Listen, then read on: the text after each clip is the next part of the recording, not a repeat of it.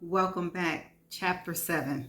Back in her room, Rachel stared at the maybe Matthew photograph, picked up her phone, and debated calling her sister Cheryl and blowing up her world. Don't you do it, Rachel. It was odd that David didn't ask her to show the photograph again. She had been prepared for that. Doubt burrows in when the photograph isn't front and center. When you're staring right at it, you somehow know that it has to be Matthew. When you put it away, when you rely on your imagination instead of something as concrete as the actual image, you realize how ridiculous your supposition is.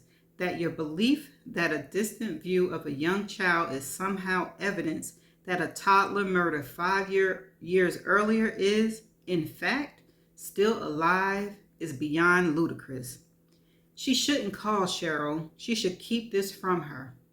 But did Rachel have the right to make that call? Rachel was staying at the Briggs Motor Lodge of Maine, famed, she imagined, for having walls made of some kind of gauze or cotton mesh. Right now, she could hear her neighbors feverishly and lustily enjoying their stay as though they were sharing this bed with her. The woman kept yelling, "Oh, Kevin, go, Kevin, yes, Kevin," and even, oh, how Rachel hoped this was something the woman shouted, lost in the thrills of passion rather than trying to be cute and funny.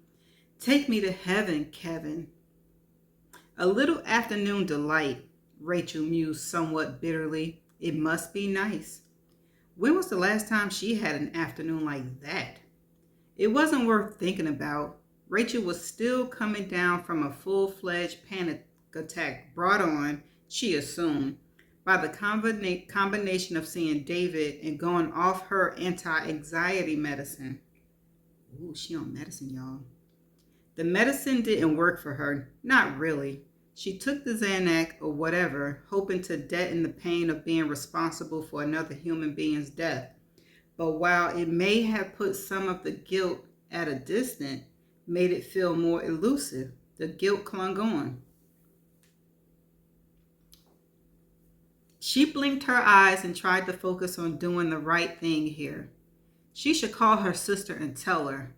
That was what Rachel would want if their roles were reversed and Cheryl was the one holding this photo. Rachel picked up her mobile. Uh-oh. Service was spotty up here in rural Maine. This was a prison town. Everyone staying at this motor lodge was somehow connected to Briggs Penitentiary. Visitors, vendors, suppliers, deliverers, that kind of thing. She had enough bars to make the call. Her fingers clicked the contact icon and scrolled to Cheryl's name. Her finger hovered above the call button. Don't do it. She promised herself that she would keep this from Cheryl, protect her sister, until she knew for certain. Right now, when you stripped out the emotions, she still knew nothing. She had a photograph of a boy who resembled her dead nephew, period. The end. David's enthusiasm notwithstanding, they had diddly squat. She flicked on the Motor Lounge television. On the sign outside, the Briggs Motor Lounge of Maine actually boasted that all rooms had a color TV, spelling out each letter in different colors. The C was orange, the O is green, the L is blue, to emphasize that fact. Though Rachel figured that the real draw would be if the Motor Lodge still had black and white television. She flicked through the stations, mostly daytime talk shows and bad take cable news. The commercials, buy gold, get a second mortgage, consolidate your debt, invest in crypto, all seem like legal versions of Ponzi schemes to her. The American economy relies more on the con than we like to think. The festivities next door reached a crescendo when Kevin repeatedly announced with great gusto that he was nearing the finish line. A few seconds later, the symbolics crashed and then all went quiet. Rachel was tempted to applaud.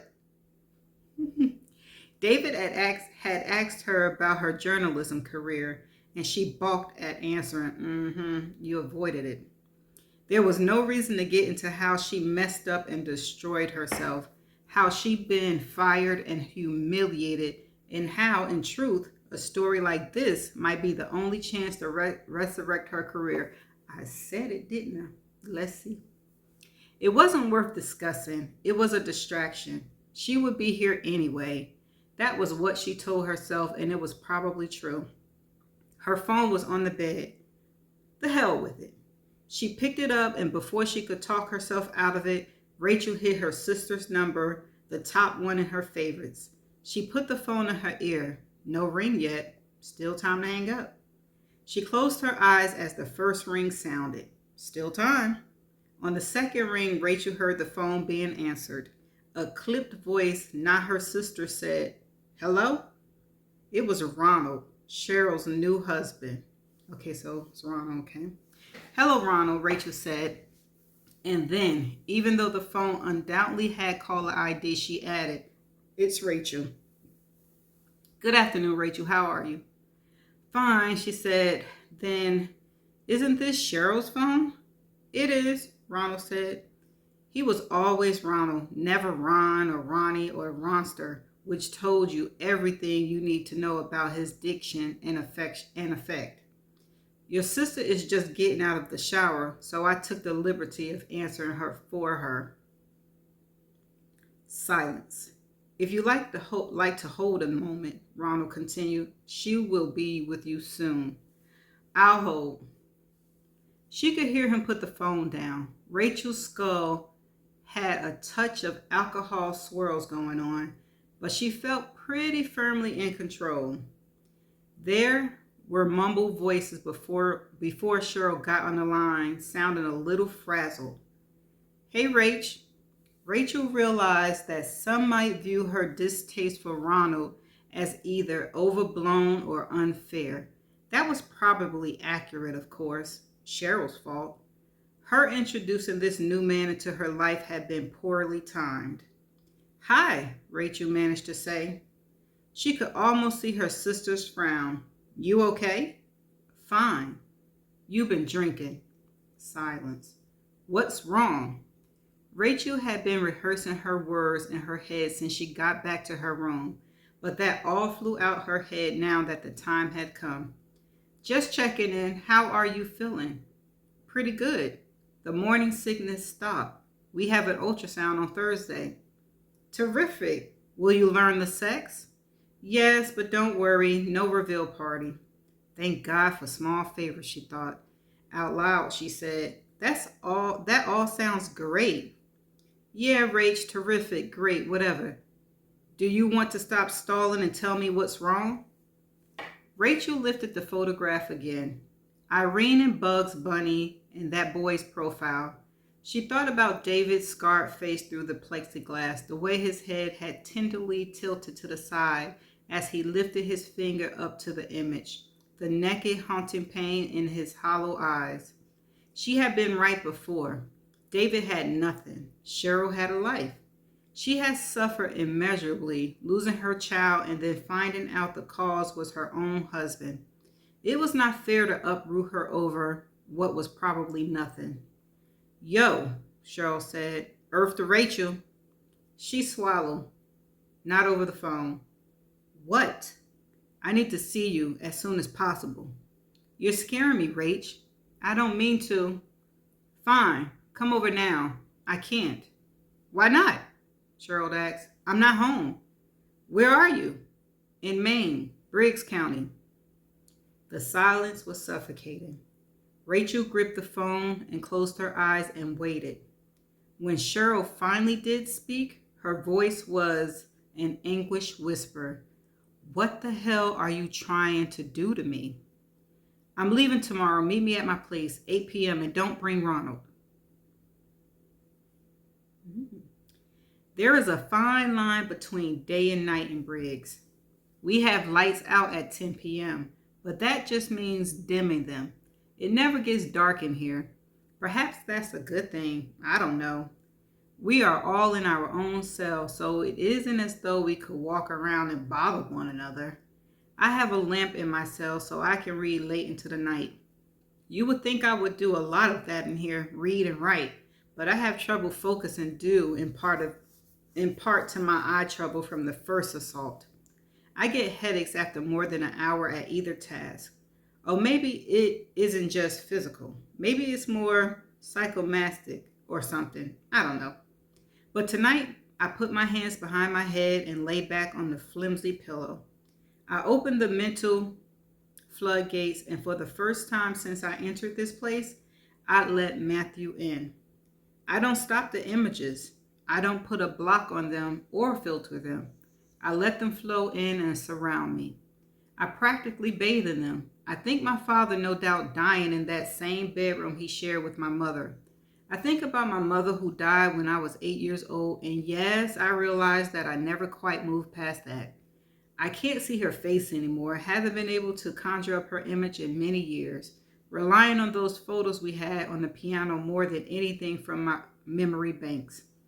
I picture Aunt Sophie, my wonderful Sophie, the kind and generous woman who raised me after Mom died, the celestial being whom I love unconditionally, still trapped in that house, caring no doubt for my father until his final breath.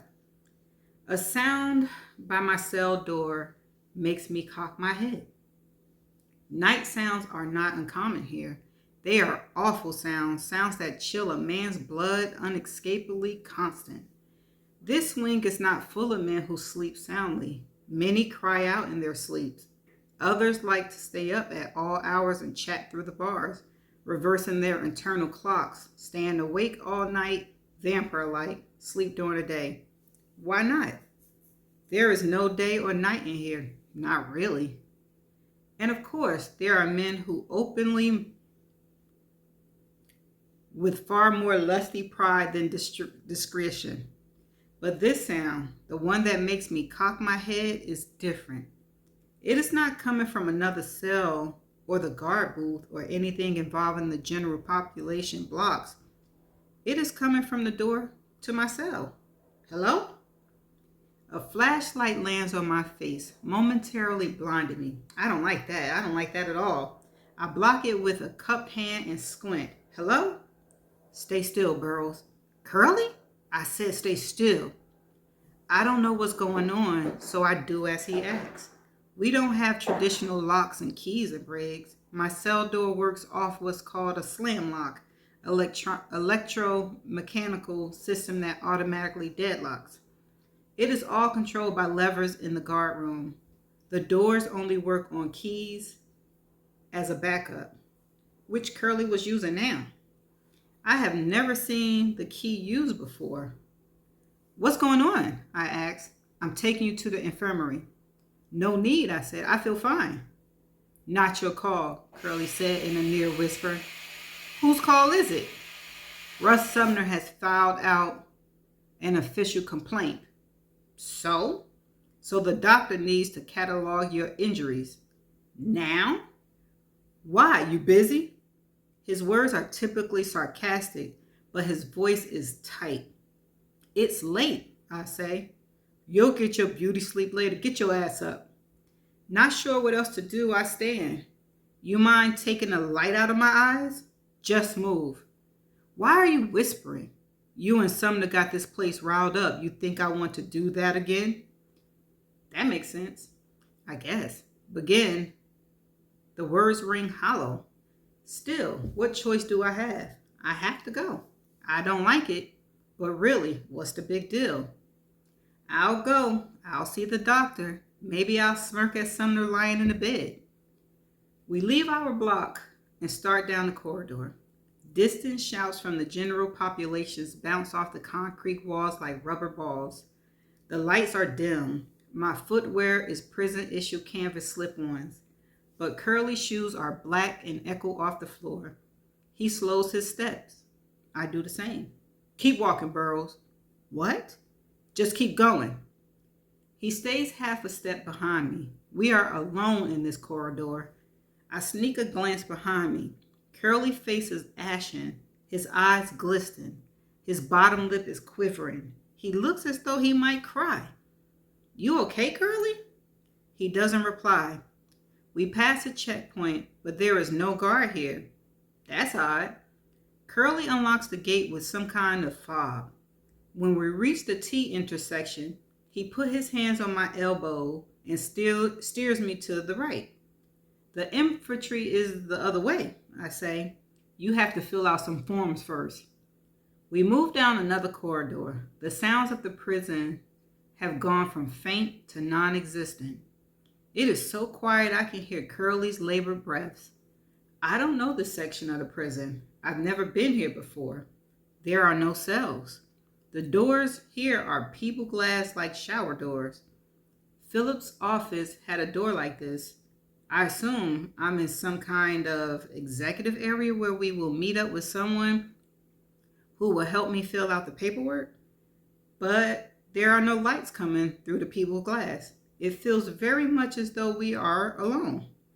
I noticed something else now that I hadn't before. Curly is wearing gloves. They are black latex. Guards rarely wear them. So why now? Why tonight?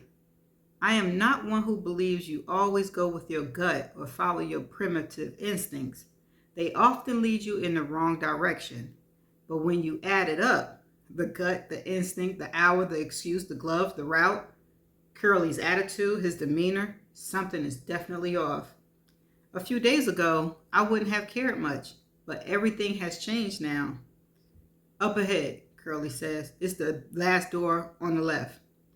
My heart is thumping in my chest. I look ahead at the last door on the left. That too has a pebble glass door. That one too has no light coming through it. Not good. I freeze. Curly stays behind me. He isn't moving either. I hear a small sound coming from him. I slowly turn. Tears are flowing down his face. Are you okay? I ask. Then I see the glint of steel. A blade is headed straight towards my stomach. There is no time for thought or anything beyond a reaction. I lean my body to one side while hammering down toward the blade with my forearm. The blade veers off course just enough. It misses my right side by no more than an inch. Curly pulls the blade back hard towards him, slicing through the flesh of my forearm. Blood spills, but I don't feel pain. Not yet anyway. I leap back. Curly and I are a few feet apart now, both in fight crunches. Curly is crying. He holds the blade in front of him, like a scene from a poor man's West Side Story.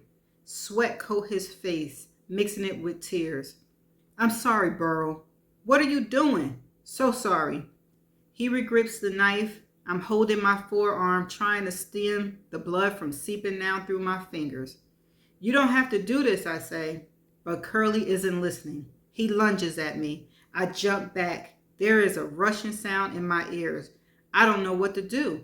I know nothing about knife fighting. So I do the simplest thing I can. Help! I scream as loud as I can. Somebody help me! I don't rely on that, of course. This is prison. I'm a prisoner. People are yelling crazy shit in here 24/7. Still, the suddenness of my screams made Curly pull up. I use that. I turn and sprint down the corridor, back toward where we come from. He chases me. Help! He's trying to kill me. Help! I don't turn around. I don't know if he's closing in on me or not. I can't risk it. I just keep pumping my legs and screaming. But now I'm reaching the end of the corridor, that same checkpoint we had gone through earlier. No one is there. I ram the gate. Nothing. I try to pull it open. No go. It's locked. Now what? Help!